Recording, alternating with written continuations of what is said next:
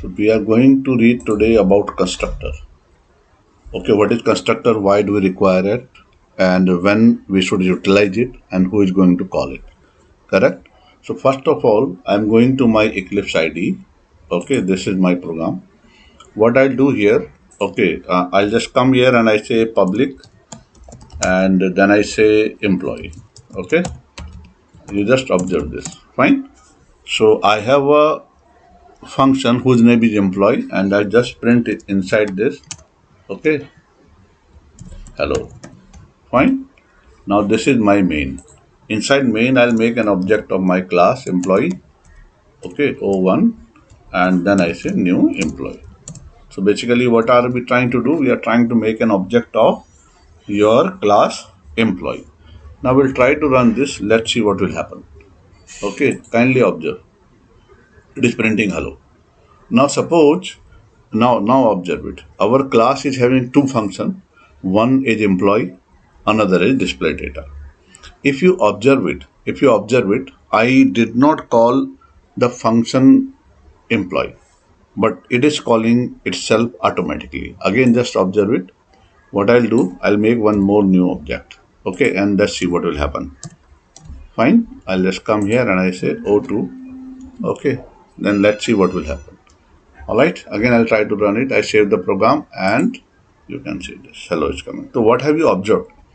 Whenever you are making an object of the class, automatically this function is being called. We are not calling it. Okay, that is very much clear. Now, what is this and why this is being utilized? Okay, now I'll go to my notes and just write down constructor. Okay, it is a special function in a class whose name has to be same as that of a class. Fine. See, it is a special function in a class whose name has to be same as that of a class. We need not have to call it. Okay, it gets invoked whenever we make object of the class. Okay, so this is clear. It is a special function in a class whose name has to be same as that of a class. We need not have to call it. It gets invoked whenever we make object of the class. So what is the purpose of it? So basically, it is used to initialize the instance variable of a class. So what I have written? Basically, it is used to initialize the instance variable of a class. Correct? Now again, I am going here, okay, into my Eclipse, and it is this. Now what I'll do here, okay, I say ID, okay, ID equal to 100. I say name equal to Maya, and fine, any name I'm just typing here right now, and then I say age equal to something this. All right. See, now I am not going to call this function. Okay, let's see what will happen automatically. Okay, so see what has happened. I'm not printing any message, so nothing is happening.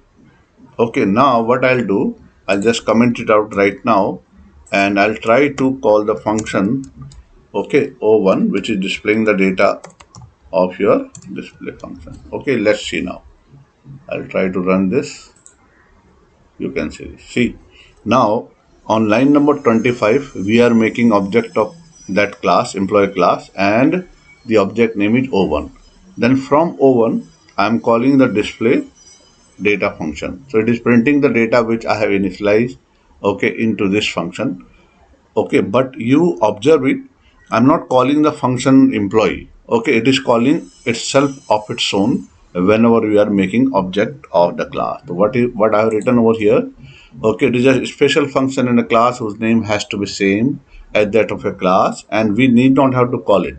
It gets invoked whenever we make object of the class. And what is the purpose of it? Basically, it is used to initialize the instance variable of a class. Okay, that's all for today.